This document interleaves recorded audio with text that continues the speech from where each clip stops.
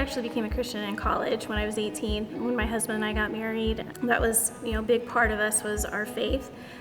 He was a minister for quite a while. So in coming to Honey Lake, that was definitely one of the main things that we were looking into, was it a Christian facility that would not only help me grow as far as mental struggles go, but also in my faith in Christ. There were other facilities that we had checked into, but none of them compared to Honey Lake. So my main reasons for being here were depression, PTSD, and anxiety.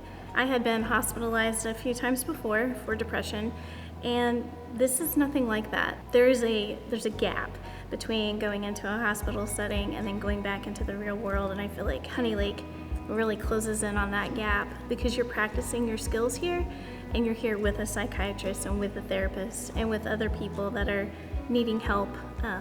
So it's much different than just going to a hospital and going home. This meets all the factors that I needed. And with PTSD, that is why I do EMDR, and that has helped tremendously. Basically, when somebody's doing EMDR, there are about 3 or 4 different ways that it can be administered. So the purpose of it is basically to use both sides of the brain. You will still have the memory of whatever occurred, the trauma, but the emotions that come with it that tend to be interrupting daily life, those emotions basically are reprocessed and moved to the part of the brain where they belong, so it's not at the forefront all the time.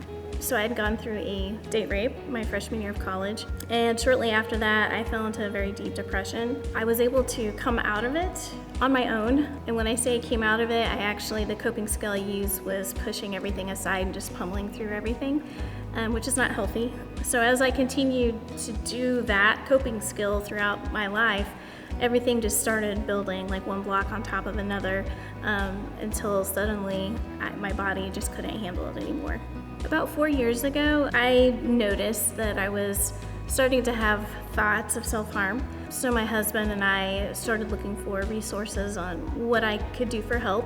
We just knew, and I knew, that it was time for me to seek a place that was going to fulfill all of the help that I needed. I am very excited about taking the skills that I've learned here back home.